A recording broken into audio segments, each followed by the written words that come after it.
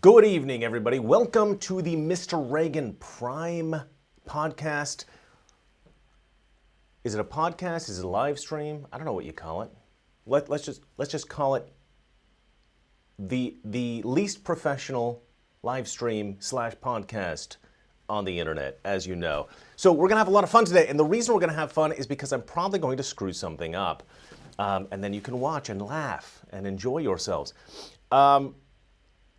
I feel like there's not a lot of news recently. I feel like there's a lot of news. There's like a lot of little stories, but there's no really big, crazy stories going on. And I think the reason is because, and correct me if I'm wrong, maybe I'm crazy. I think the primary reason is because Trump is doing such a good job. There just isn't anything crazy to report. I mean, there's like little things, but there's no big scandals. I mean, there's scandals from the previous administration.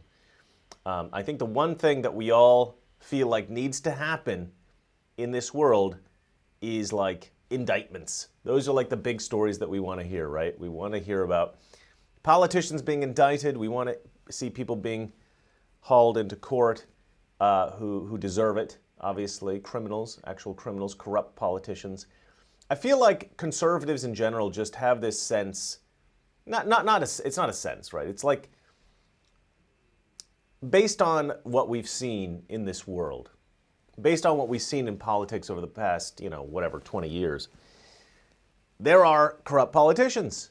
There's a lot of corruption going on in D.C., right? Donald Trump really talked about it when he first started running in 2016. He was talking about the swamp, right? We got to drain the swamp.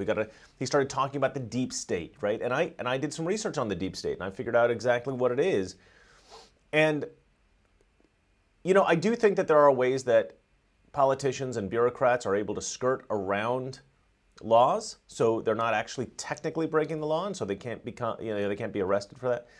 So it's critical that we are able to fire people in the federal government who, maybe are abusing the system, maybe they are not effective in their jobs, right? And that's a kind of an abuse in itself, right? If you get hired for a job and you're not suited to that job, you're not good at it, and you remain in that job, you refuse to quit, and you refuse to leave, that's an abuse of the taxpayer dollars. So they need to leave just for being incompetent, essentially. And not doing what needs to be done in the federal government to make America great again. And we're going to get to a story that's related to that very, very soon. But yeah, I think we are all ready to see some people arrested. And this is why I think Pam Bondi is probably like the least popular person in politics right now. Like, how do you deal with that? I don't know. I don't know. Yeah, well, we'll think about that later. Right now, I want to talk about the news of the day.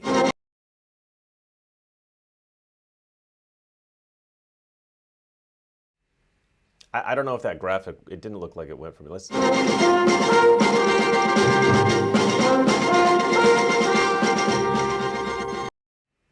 All right, I don't know if that worked or not, but for the first time, but I played it twice for you.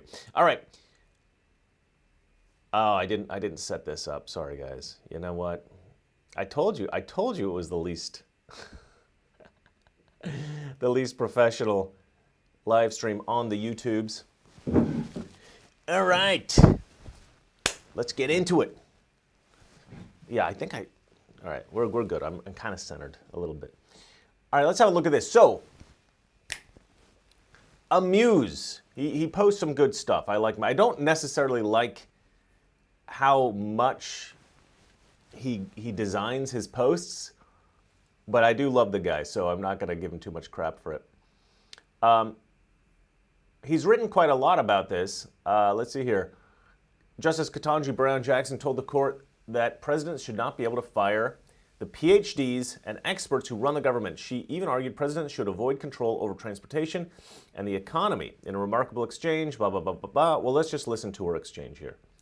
Let's just listen to what this genius who cannot figure out what a woman is, let's figure out what she has to say. And by the way, well, I'll get into that after we listen. And some issues, some matters, some areas should be handled in this way by nonpartisan experts, that Congress is saying that expertise matters with respect to aspects of the economy and transportation and the various independent agencies that we have. So having a president come in and fire all the scientists and the doctors and the economists and the PhDs and replacing them with loyalists and people who don't know anything is actually not in the best interest of the citizens of the United States. These issues should not be in presidential control. So can you speak to me about the danger of allowing, in these various areas, the president to actually control the Transportation Board and potentially the Federal Reserve and all these other independent agencies? In these particular areas, we would like to have independence. We don't want the president controlling. I guess what I don't understand from your overarching argument is why that determination of Congress, which makes perfect sense given its duty to protect the people of the United States, why that is subjugated to a concern about the president not being able to control everything. I mean, I appreciate there's a conflict between the two, but one would think under our constitutional design, given the history of the monarchy and the concerns that the framers had about a president controlling everything, that in the clash between those two, Congress's view that we should be able to have independence with respect to certain issues should take precedence. Yeah, so basically, I cannot stand that woman. She's essentially arguing like, yeah, no kings, exactly, no kings. She's essentially arguing like, we want a bureaucratic ruling class, right? We want these so-called elites to rule over us. We don't want elected officials. You know, it's kind of funny because they always say like, they're destroying our democracy. They're destroying our democracy. Well, what is the most democratic process that we have in America? It's, our vote for president or our vote for our congressmen or our senators, right? Those who represent our interests in the federal government. We do not vote for the bureaucrats. We do not vote for the so-called experts and PhDs who are running the country a lot of times in these bureaucratic offices. What's really annoying to me is like, there is this leftist illusion, and it's unbelievably frustrating. This leftist illusion that, if you have some kind of diploma in a particular field from a particular university, that you're like God, right? You're infallible. You know what I mean? I mean, just look at Fauci. Just look at Fauci. He's like a perfect example of like, do we really want somebody like that in there? I mean, okay, I'm not going to say that no one with any who has done research and studied a particular subject for a long time, that they can't be an expert, that they can't be good at what they do, that they can't be qualified, right? All I'm trying to say is not everybody who's done that is qualified. Not everybody who's done that is necessarily the best person for the job. There's this idea that like, oh, once you've got a degree from Princeton or Harvard or whatever it is, you're just like, you're on Mount Olympus at that point, guys. They're not mortal humans like the rest of us. I mean, how dare you? How dare you get elected to the office of the president and then fire these geniuses? Like, I mean, to her, they probably do seem like infallible geniuses because she's like got to be the lowest IQ Supreme Court justice ever. It's funny because you do hear people respond to these accusations that she's underqualified for this position, saying, oh, she's so smart. She wrote this dissertation once and she uses big words and blah, blah, blah, blah, blah, blah, blah.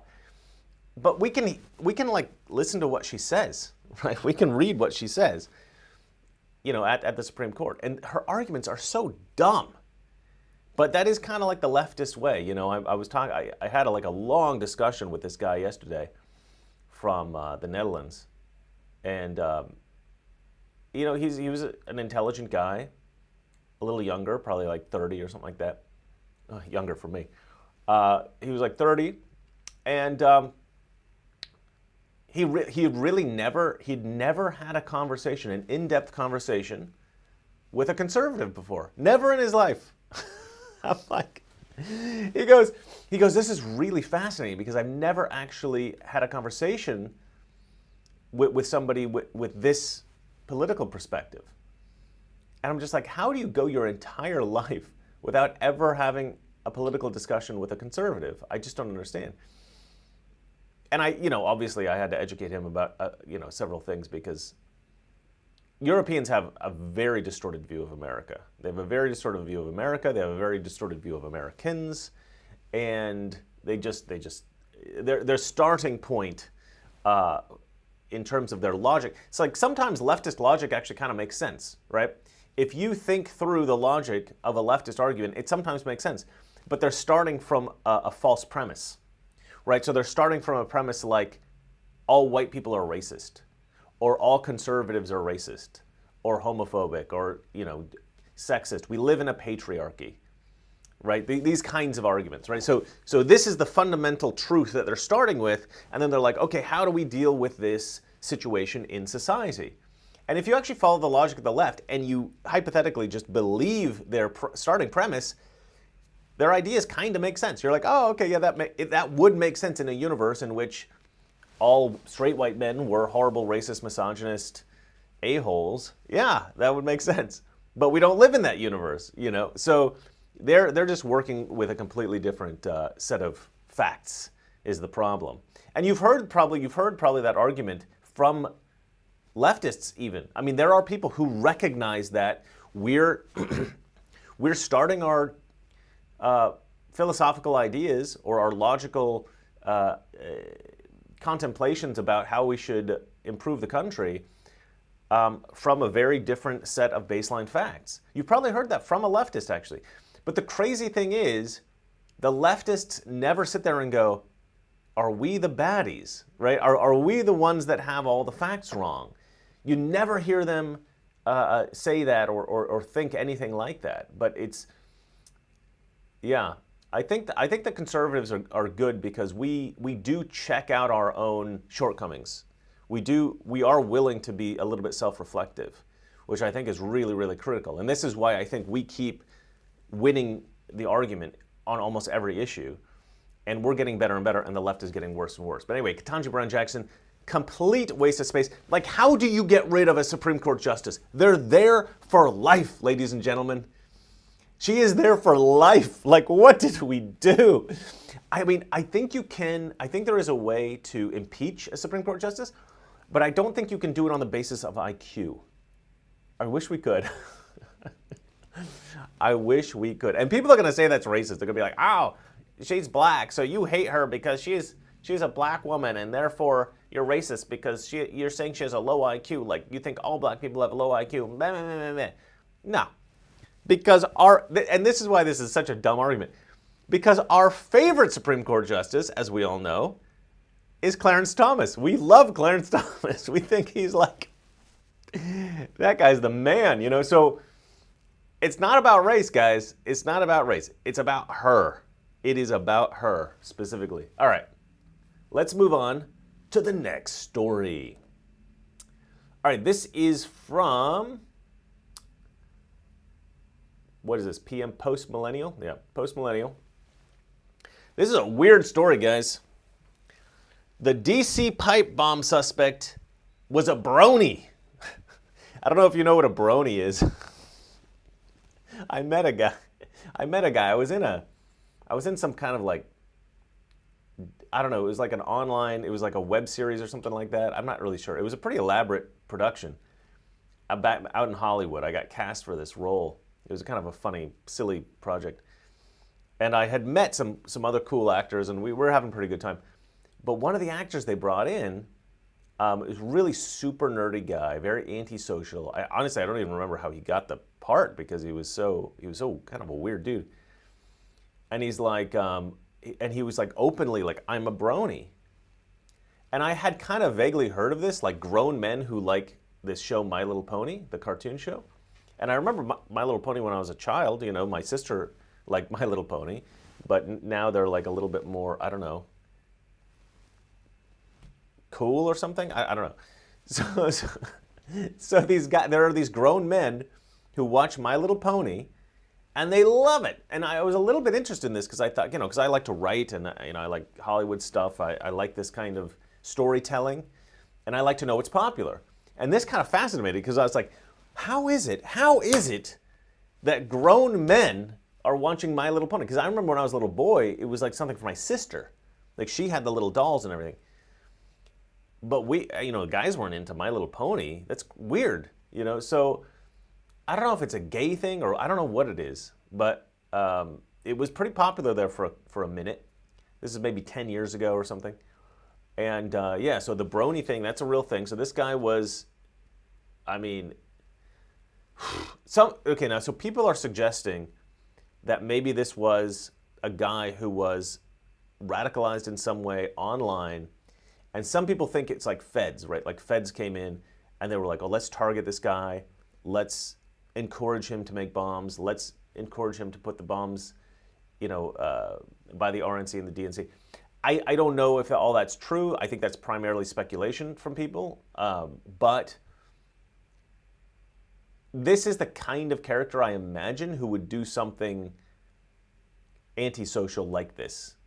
Like, I don't know, he kind of get into his head about it. Somebody that's like this weird. Do you need prodding from an agency? I don't know if you do. I don't know what radicalized him. I'm sure we'll find out shortly. I hope we find out shortly. I think, I do feel a lot, I know people are like upset because the DOJ isn't indicting the people we want them to indict, and they're not moving fast enough on some things. And, we haven't had any indictments for the Epstein stuff, which still blows my mind. I don't understand that at all. But I do have more faith in them than I did with the Biden DOJ. Okay? So I think we all do. Hopefully we all do. All right, let's have a look here at this story. Brian Cole Jr., the man charged with placing pipe bombs outside the Republican and Democrat National Committees in Washington, D.C. headquarters the evening before January 6, 2021, was reportedly a massive fan of the children's series My Little Pony, making fan art and fan fiction dedicated to the characters, per the New York Post. I should have grabbed the New York Post article, but whatever, this is fine. He appeared to have gone by usernames including I Delta Velocity, Baron 1 Delta, Delta 1 Forgotten. He likes the word Delta. And Blue Velocity Online. I prefer the term Sigma. If you know, you know. All right. In one account on an online forum, Cole allegedly posted dozens of fan art pieces dedicated to My Little Pony. Many of the art pieces feature characters with light purple bodies and multicolored hair. It's such a dumb story. It's a dumb story, but it's weird, so it's interesting. All right. In a Tumblr account associated with the username Delta1Forgotten, Cole allegedly wrote in response, I'm sorry if you're a brony and I'm offending you, but I do think it's a little odd. Yeah, okay, so he wrote in response to another user's drawing of a My Little Pony character with a machine gun, he wrote, I'd give her an RPG. What can I say? Explosions are cool. So that's not a gay thing, right? That's a normal guy thing. Explosions are cool.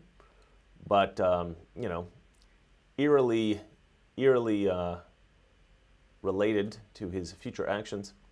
My Little Pony is a franchise My Little Pony is a franchise marketed at young girls. An adult male fan of the toy is known as a brony, a community that at its peak was large enough to hold annual conventions. That's so crazy to me. Anyway, I'm not going to go into too much details. If you want to read about it, you can. Yeah, the guy was a weirdo. But what's crazy about this is I don't know if this is related to the trans shooters or the other LGBTQ folks. I don't know if I would consider this part of that group. But I don't know. You guys can tell me. It's a little weird. I don't know if I would include it in that category. But brony, I don't think brony is like a sexual identity or anything like that. But I don't know, maybe. Fruitcake, somebody wrote fruitcake. Yeah, that's a good name for it. All right, let's move on to the next story. Oh, this is a good one. I love this one. All right. I'm going to mute myself for a second and play this. And my real strong Your opinions. picks, your hot picks. I will say that Christmas is taking a little bit of a beating lately. It is December, and I saw the other day there was a tree lighting ceremony for the Christmas tree in some dopey mall. I don't know. Yeah, sure. But it said tree lighting ceremony, and they were careful not to say the word Christmas during the whole ceremony. I'm like, No. why? Why can't? So it's just a tree, and you go. I would understand if you said they're doing the tree lighting at the Grove or whatever. You go, okay. Mm-hmm. But to consciously avoid that, then what is the tree for? A December to remember? Is it a Lexus dealership? Why do we have for the whole month? Isn't it for Christmas? Well, I know a lot of different kinds of people. Sure. We know John Lovitz and others. I've never met someone from another religious faith that was upset about a Christmas tree. I'd say stop that bullshit. Yeah, because everyone loves Santa and the tree and all the I trappings. like all things about it. Yeah, and then if you're of faith, say that and it's word.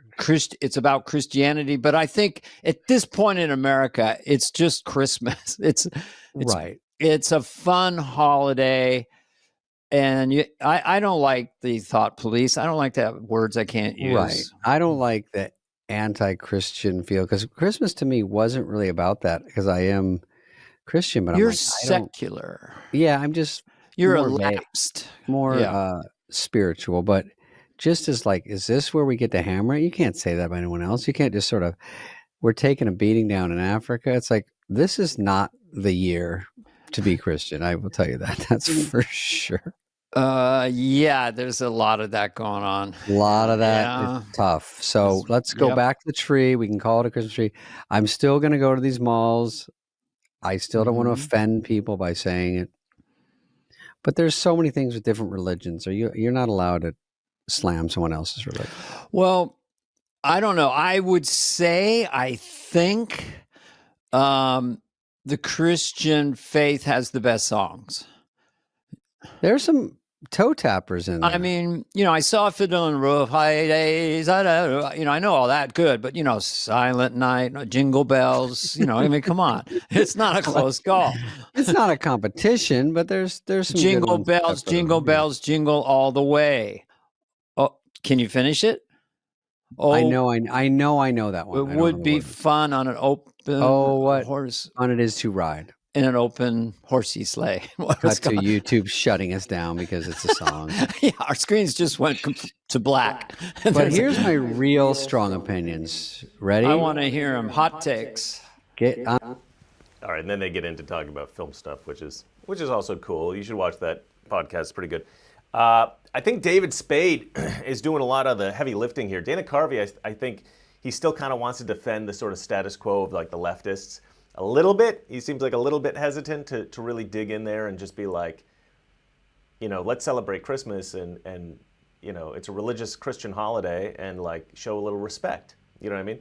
Like if I went to some Jewish guy's house for Hanukkah, which I would totally do. I mean, I've done this in LA. I knew some Jewish people here and there, and they would invite me to some kind of dinner for some kind of holiday, and I would show all the respect for all the traditions that they would do and everything like that. Like, why can't you show respect to the Christian traditions? Why can't you show? And also, Anthony0358 says, do a video about saying Merry Christmas. Now, I've done this before. I've talked about this on my show. I've talked about how the Christmas tree is, in fact, originally a Christian tradition. People like to say it's pagan. It's not pagan. It is a Christian tradition that started amongst Germans that actually lived near where my ancestors lived. So I'm quite proud of that. Not exactly, but close-ish. I think that they were in France. There's like part of France that speaks German. I forget what it's called. Anyway, it doesn't matter. Alsace, I think it's called. Anyway, that region of the world started the Christmas tree tradition. The Christmas tree tradition started as a Christmas tradition. Before that, it wasn't a pagan thing. Some people might go, oh, the pagans brought in some, leaves or, whatever, like fur trimmings to decorate their home in winter for their winter pagan, whatever, festive thing. Well, yeah, I mean, if you're in Northern Europe and everything's covered in snow and there's nothing growing except for fir trees, I imagine that every culture that existed would clip some kind of, if they wanted something green in their home, they would clip some fir tree stuff and decorate their home with it. That's not like, that doesn't mean that one draws from the other. It just means that that's what's available there at the time. You know what I mean? So so there's no, the Christmas tree is original to Christianity. And a lot of the stuff that they say, oh, it's drawn from paganism, it's not. Easter, a lot of it's not drawn from paganism like they pretend. But anyway, the Merry Christmas thing, this is my take on the Merry Christmas thing. If you wish somebody Merry Christmas who's not a Christian, you are inviting them to participate in your holiday. That is a kind thing to do, right? If somebody says, the only one I would get annoyed by is Happy Kwanzaa, I'd be like, yeah, go F yourself. Kwanzaa's not real. Kwanzaa's literally a racist holiday. The guy that developed Kwanzaa, I don't remember his name, he was a criminal Black Panther, member of the Black Panther Party, and he developed this holiday because he had this theory that Christian was a white holiday invented by white people for white people, and black people shouldn't participate. So he invented Kwanzaa as an alternative. So I don't really respect Kwanzaa. But if somebody says Happy Hanukkah to me, I don't go, whoa, whoa, whoa, buddy, I'm not Jewish, that's offensive. You know what I mean? It's not inclusive to wish somebody Merry Christmas. It's inclusive to wish everybody Merry Christmas. The idea that we're all offended now because not everybody is a Christian, so you can't say Merry Christmas, is the dumbest crap I've ever heard. I also this is just nobody really cares about this but me, I think, but BC and AD, right? BC means before Christ, AD, Anno Domini, which I'm probably pronouncing way wrong. But the point is, it's Latin, right? And it means like the year of our Lord, right? So which means essentially since Christ was born. So like Jewish people, atheists, people of some other faiths, they don't necessarily like referencing Christ when they talk about the dates. So they're like, oh, let's say current era and before current era, CE and BCE. The problem, of course, is that the dating system was invented by a monk, developed by a monk. This guy was like, oh, we need a date. He chose the birth of Christ as the date, and that's always been the date. That's always been that's the term that we use to indicate dates. That's our dating system. I don't know. System. That's the system that we developed, or that was developed, and we all agreed upon. And we agreed upon it because we were all Christians at that point, right? It was European Christians. We developed the dating system. Some people go, oh, but some Christians were using other terminology like CE and BCE, since like the 1500s or something like that. Well, okay, yeah, you can probably find some guy here or there that was like a little bit avant-garde and weird, but the reality is that this was the established terminology that was used for generations, for hundreds of years. The only reason that the researchers and academics and scientists adopted this CE and BCE thing is because they're anti-Christian. That's it. It's not about inclusion. It's about exclusion. People can reference our God when talking about the dates and not be offended. Okay, if you're offended by talking about the Christian God, you are actually a bigot, right?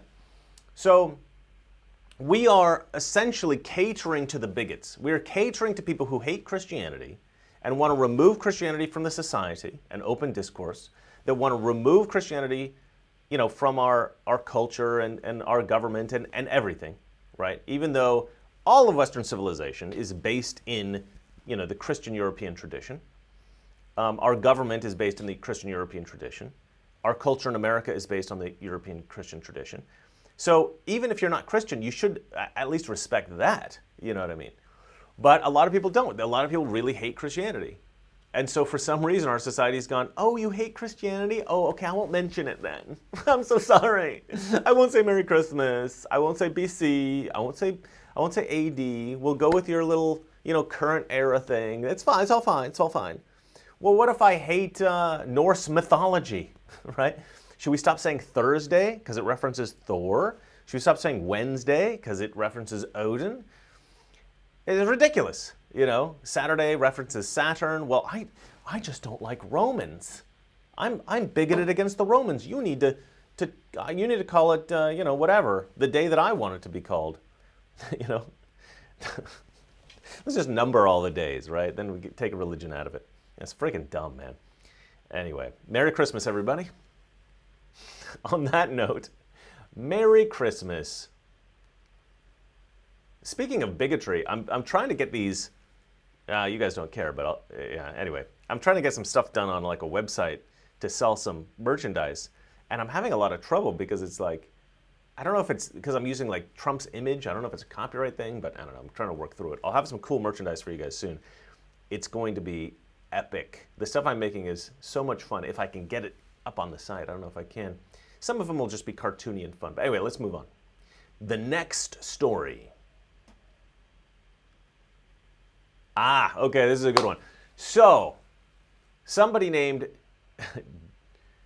Jesus freaking Congress, I don't know what that means, not a particularly respectful X name, I feel like, but whatever. Anyway, they posted this thing. ICE and Border Patrol agents are now literally assaulting Latino workers for the crime of standing on a construction site. Oh my God. Okay, that's why, because they're like a lefty of some kind. In New Orleans, a video shows agents storming a construction site, grabbing a man who's just standing there. Well, he's standing there illegally. That's what I say to that. And so Nancy Sinatra came out. Her boots were made for walking, as you know. And she writes, "This is not my father's America. He would be devastated. Trump is wrong in so many ways." I mean, these rich lefties, oh my gosh, they're just so disconnected from reality. So this guy, Darren Cotton, writes, "Your dad would have loved Trump."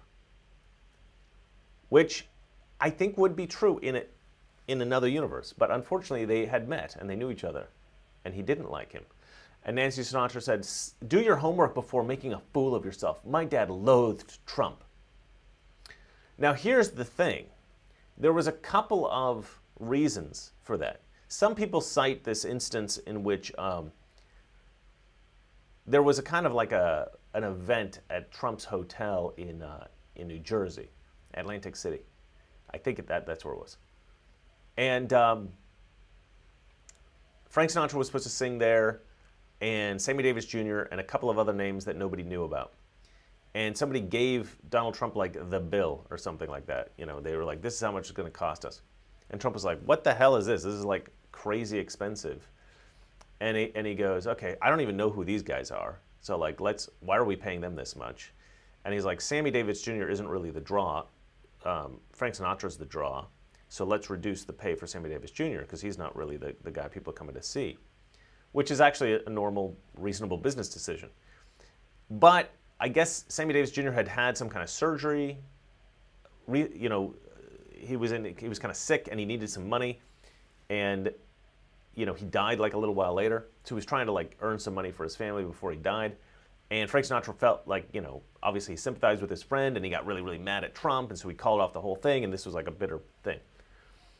People were trying to frame it, like if you go and you read how people frame it, they try to frame it as like, Donald Trump, was racist against Sammy Davis Jr. Well, I don't think so, obviously not. But that's how they try to frame it. But so then somebody actually looked up this interview, and this was Maze Moore on X, fantastic X account. And he says, probably because Trump called him out for beating his wife while they were having dinner together. Okay, so this is pretty crazy. And Frank Sinatra, you fell out with at one point, didn't you? What was all that about? I said some negative things about Frank in my second book. He was very rough and tough at a table with somebody, not me, with somebody at the table, namely his wife. And I was really shocked at it. I was surprised at it. I mean, I've seen a lot of things, so I don't get shocked too easy. But I've been I've been, I was just amazed at how bad this particular incident was. And Frank Sinatra, All right, so it wasn't necessarily beating his wife, but verbally abusing her, or whatever. And I like Frank Sinatra. My grandparents listened to Frank Sinatra. For Christmas, I'm more of a Bing Crosby guy.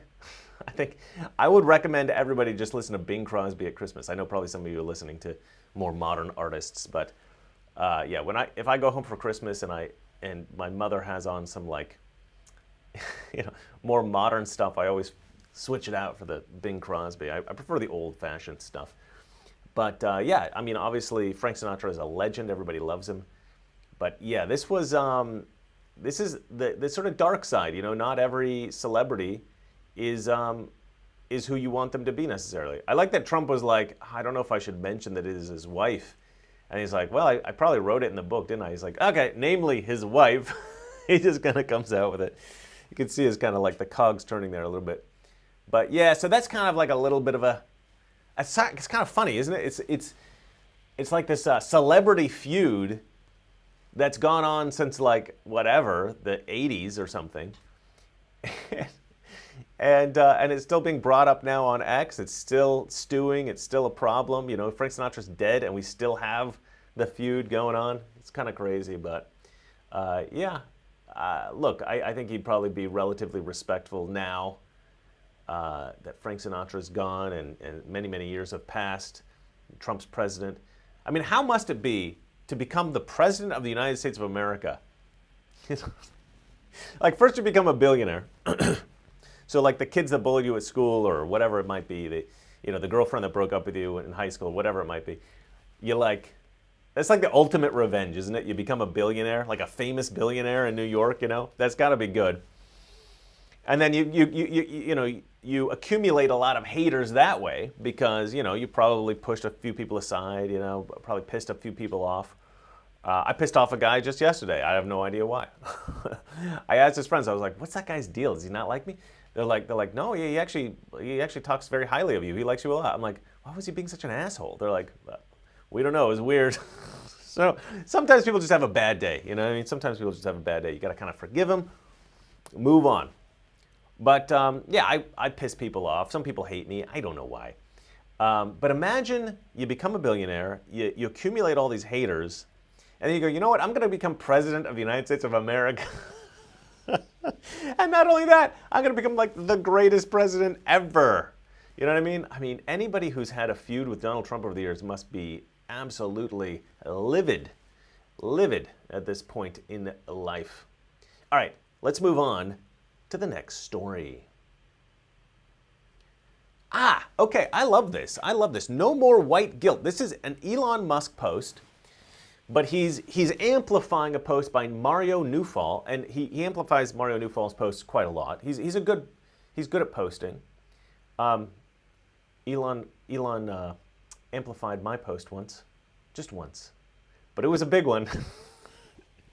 You'd think, Elon, if at one point you reposted one video of mine once and it got over 700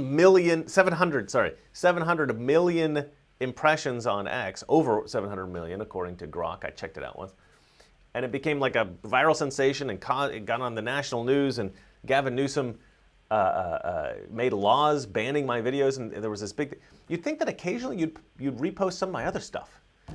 I guess I'm just not posting very good stuff on X, guys. I gotta up my game. I need some of that amplification, that Elon Musk amplification. But anyway, Mario Newfall posted this, and this is to his credit, this is a fantastic post. It says, it's pretty long, so I'm not gonna read the whole thing, but he's like, white guilt is dead. Gen Z is done apologizing for a history they did not write.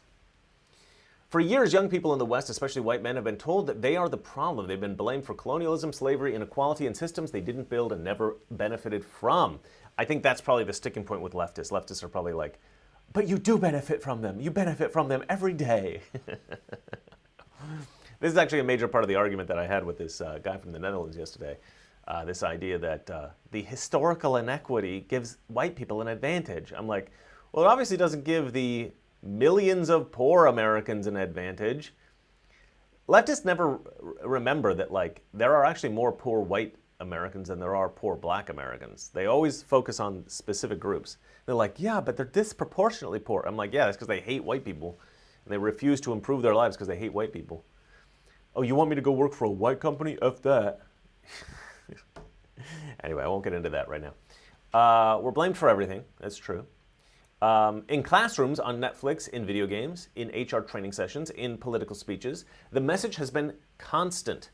If you're white, especially if you're male, and if you're straight, sit down, shut up, and feel bad about it. That is so true. But something's breaking, and it's not subtle anymore. Gen Z is done. They're tired of being treated like the villain in a movie they weren't even alive to watch, let alone direct. Tired of being told they're privileged while working 3 jobs and getting shut out of conversations because of their skin color. This is 100% true. I got a story about this. Tired of being insulted, shamed, and then expected to smile through it to avoid being called racist, fascist, or worse. They've watched woke institutions push a narrative that celebrates every identity except theirs. All right, I'm not going to read the whole thing. You can if you want. You can go find it. But the thing is, it's not just Gen Z. I think it's Gen Z. I think it's millennials. I think it's Gen X. I think it's the boomers. A lot of people seem to think boomers are the problem. I think leftists have always been the problem and still are the problem. Yeah, there are some issues with the boomer generation where they don't necessarily have a great deal of sympathy for the other generations. And they had advantages that we don't have and all that kind of thing, right? But we have advantages that they don't have, you know, that they didn't have when they were coming up. So I think that the boomer thing is a little bit overplayed. I think we should stop criticizing boomers for everything. But I have a friend, this guy, I've mentioned it before on the show. He's gay, he's Mexican, his parents were actually immigrants to America, the legal way. He's gay, he's Mexican, and he's an actor in Hollywood, actually. And like, that's like a triple threat leftist. You know what I mean? Like, you don't get more left wing than a gay Mexican actor in Hollywood, you know. But he's a good guy. You know, I was friends with him for a long time. I was friends with him before he went gay. Yeah. And he's always been very funny, very cool guy. And we used to have some political debates, you know, because he was more of a lefty. And then when Trump got into office, he started to notice that the girls on set, the women on set, on a number of women, on a number of Hollywood sets that he was on, were like, you're not allowed to talk about this subject because you're a man. And he's like, yeah, but I'm a gay Mexican man. Like, and they're just like, no, you're not allowed to talk about it. And he's thought, this is a weird thing. I'm not allowed to express my opinion on something because I'm a man? He's like, that's ridiculous. I can think. You know, I'm an intelligent person. And this was like really frustrating to him. But he kind of went along with it because he's like, you know, in that world. You know, he's in that leftist Hollywood world. And he calls me up after a while, and he goes, Chris, I think I'm starting to like, I'm starting to like Trump. I'm like, what do you mean? And he goes, I understand for the first time. He goes, you used to talk about how like the only really oppressed group in America, systemically oppressed group, was the straight white Christian men. I used to laugh at you. And I'm like, yeah. And he goes, I think you're right, right? And he was starting to wake up to this, right?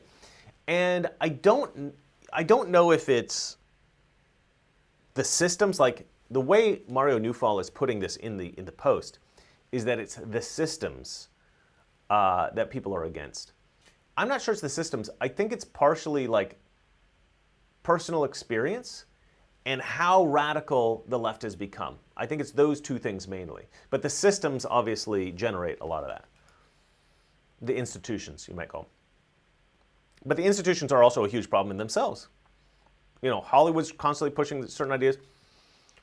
And I think the reason people are getting upset about this, or starting to figure out that they can push against it, is because of social media, because of YouTube, because of shows like mine, because of X, potentially, stuff that they might see on Instagram or TikTok or something. People like Jordan Peterson. There's a lot of people out there that make a lot of sense. Democrats don't make sense. So, you know, once you start what I've found is that even if you're a leftist, if there's one thing that you disagree with the left on, you'll find that the left will attack you mercilessly. Like they'll just be like, they'll try to shut you down instantly. And that usually wakes people up because they go, okay, if the left is reacting like this crazy about this one issue, I wonder if there's other stuff that I would potentially want to push back on. And let's see why they, because like, why are they reacting so crazy? Because I think this is right, you know? And so like, and they notice, oh yeah, they kind of act crazy about everything. And then they start like listening to Jordan Peterson, or they start watching Joe Rogan or something like that, right? And it starts to turn things in their brain, and then they start to recognize reality. And all reality starts to appear before them, and they go, oh, I've been doing this wrong the whole time. So anyway, so this is a great sign, guys. Let's hope that this continues. Let's hope this trend continues. And let's move on to the next story.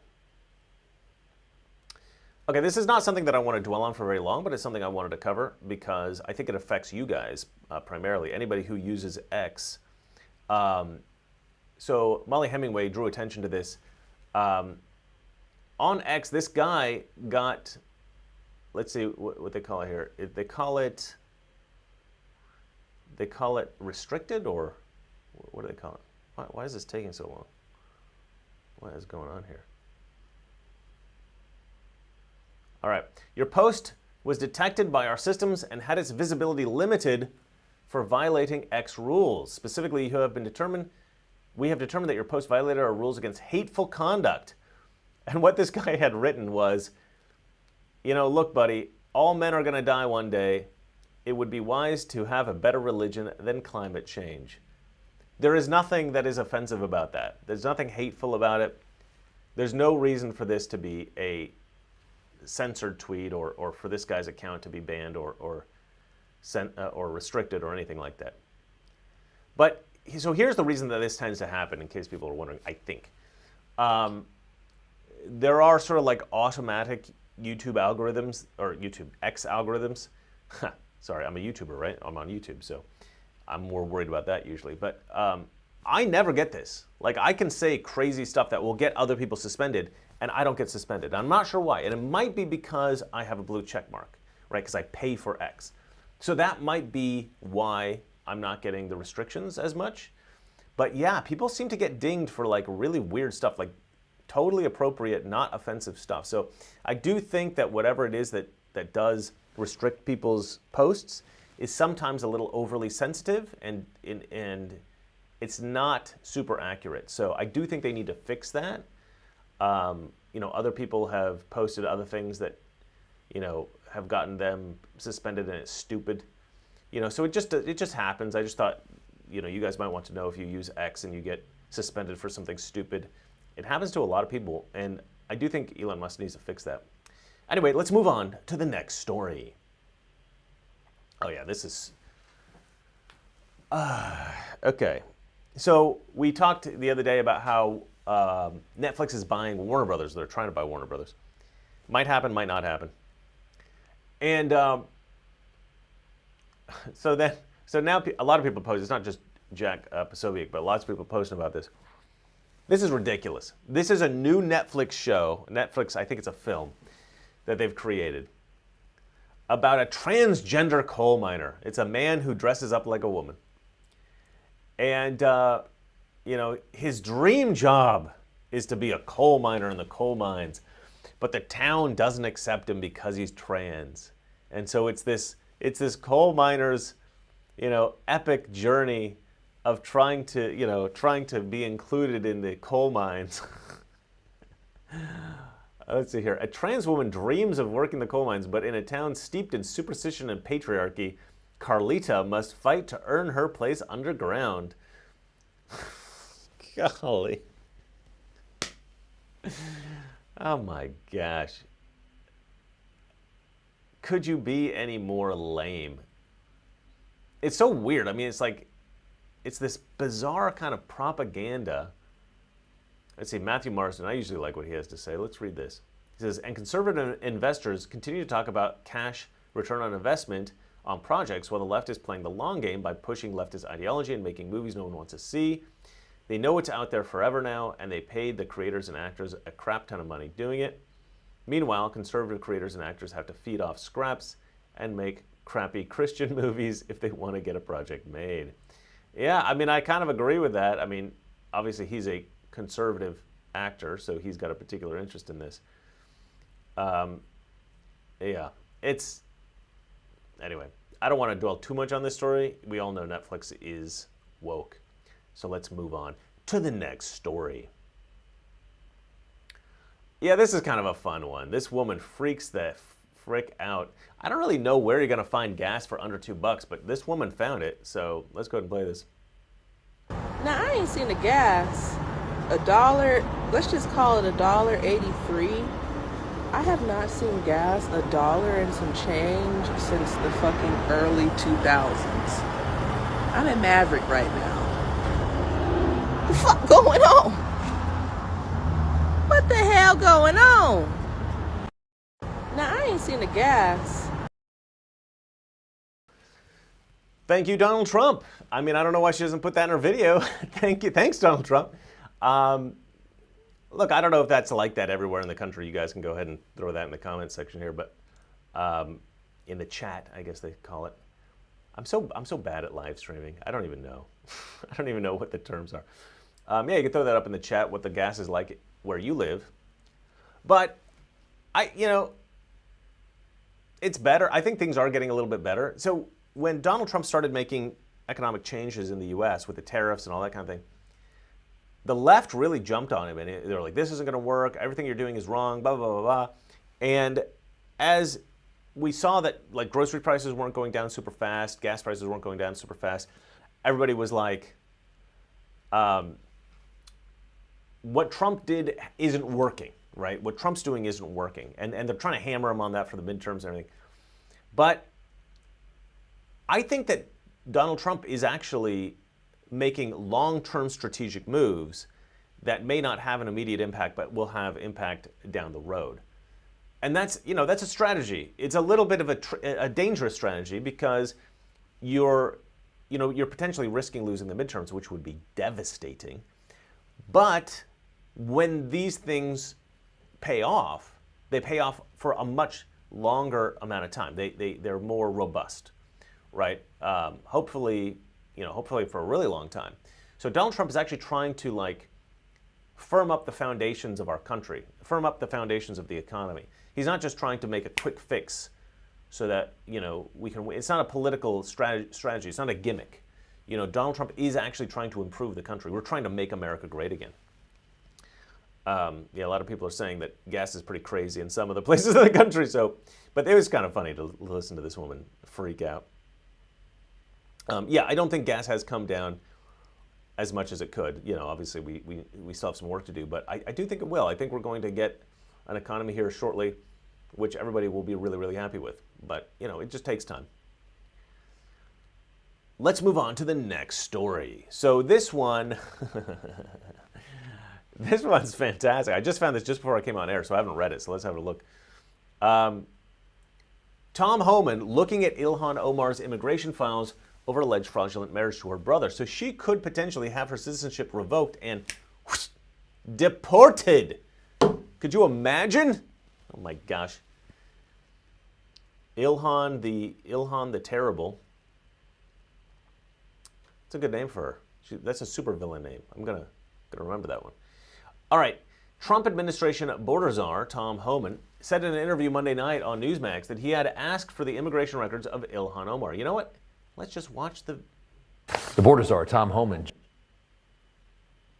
joins us tonight to talk about Minnesota as well as a number of other issues. And sir, it's good to have you back on the show. Trump mentioning the Daily Mail reporting from 2020 that Ilhan Omar married her brother to get into the country. This was last week. Take a listen.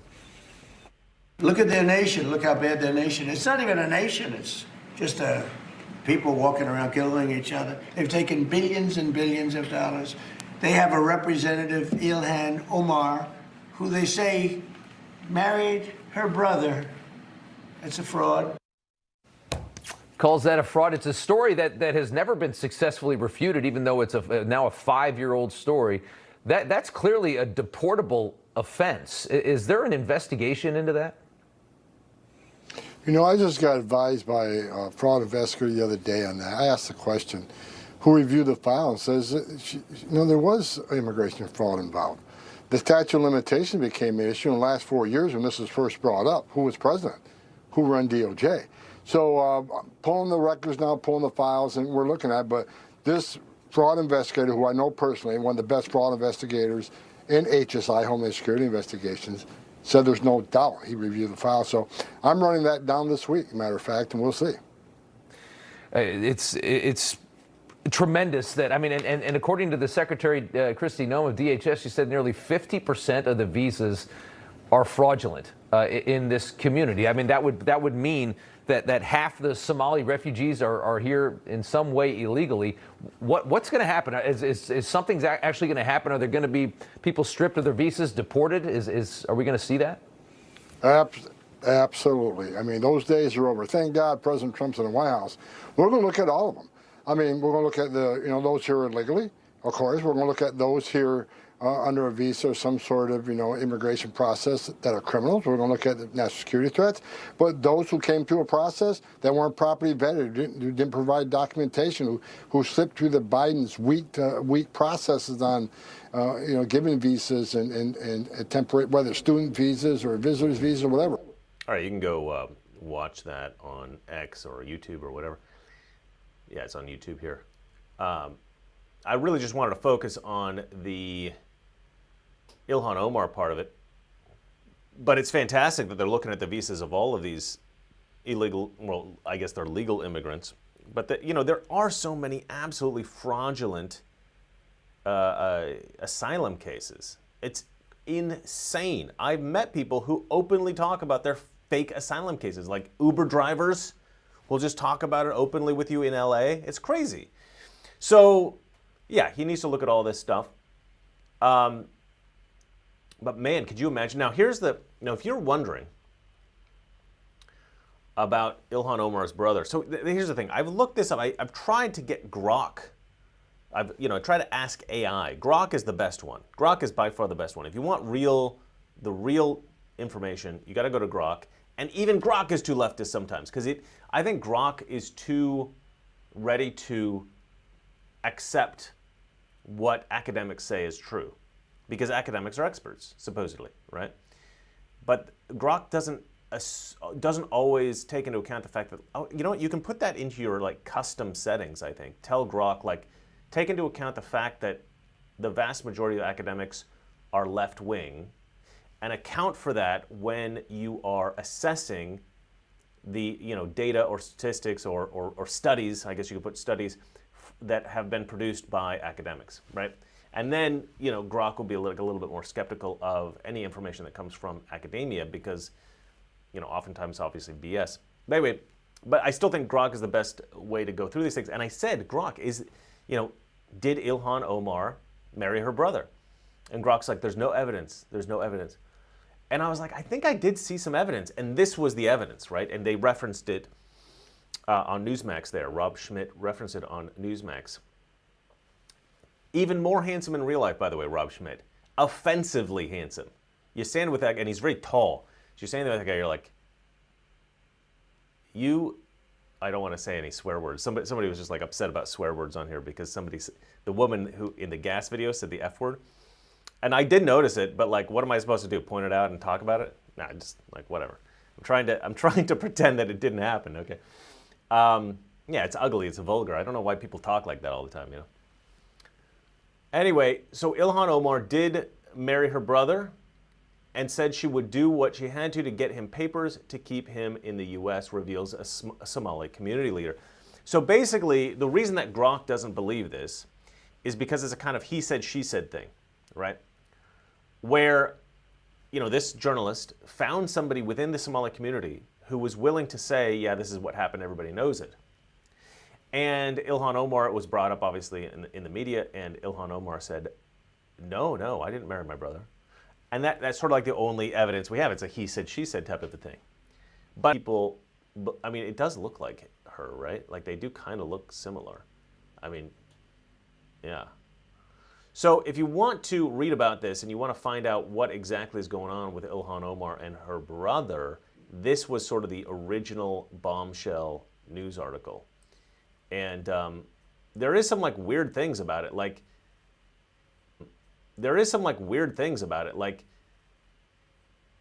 I think she may have been married when she was still with this other guy, like still married to her ex-husband. And also, she got married in a Christian ceremony, even though she and this other guy are both Muslims. Now, why would you do that as a Muslim? Why would you have a Christian minister marry you?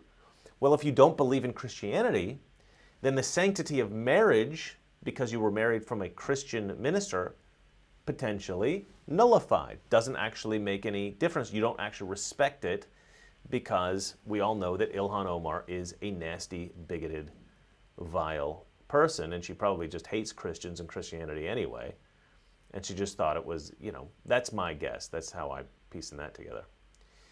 But anyway, let's, enough with that. I just wanted to show you guys, in case you wanted more, you know, you wanted to know where the proof is about the Ilhan Omar thing. But yeah, the fact that Homan might look into it and might strip her of her American citizenship and deport her from the country. I would love that. I would absolutely love that. All right. That's it for the serious stories. We're reaching the end of the hour here, so now it's time for the funny stuff. And this is my favorite part of the broadcast. Now, this woman, she's a comedian. I brought her on the show yesterday. I played a little clip for her, but I found another one. She's phenomenal. Her name is Leonarda Joni, Italian, I assume. And she has basically she's presenting this idea that women have it hard, right? It's tough for women out there. And this is something you hear from feminists all over the world, something you hear all the time. Women have it harder than men.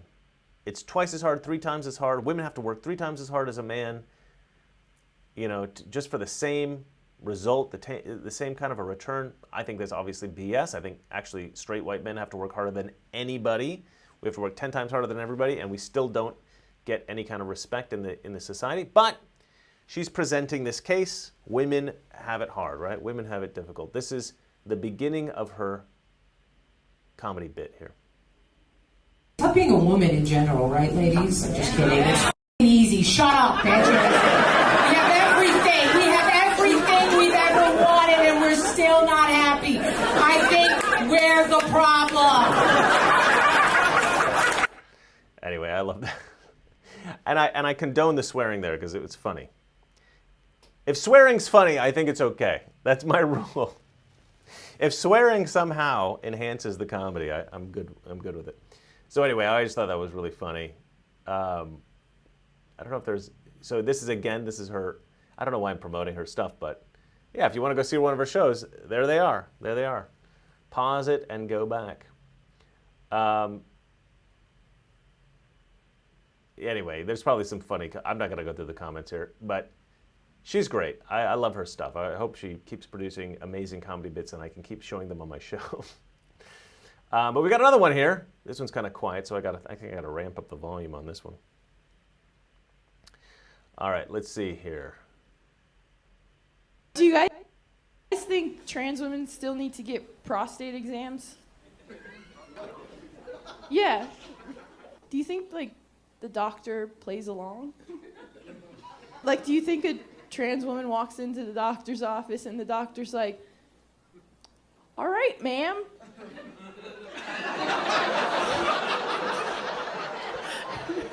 I'm just gonna go ahead and move your balls here.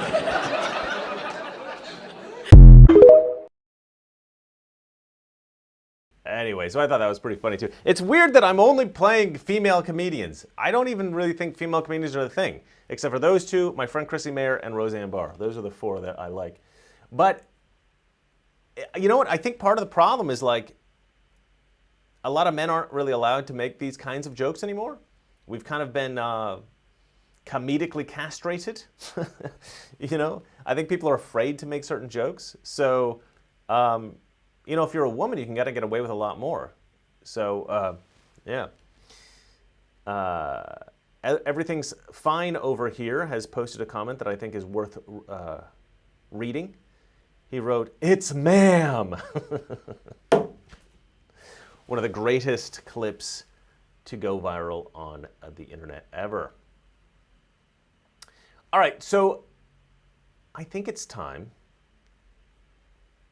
for our meme of the day. What do you say, folks?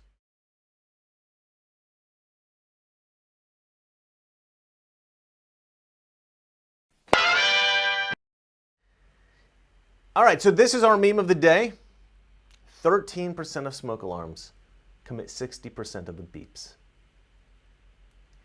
And maybe you understand that joke, and maybe you don't. But if you know, you know. Anyway, I thought it was very funny. We don't just call it the meme of the day, we call it the racist meme of the day. And it's occasionally, it actually is a racist meme of the day, and this is one of those memes. So, I guess that's it. There's no super chats, so I won't be reading any of your stuff. You know, I'm trying to look through the comments, but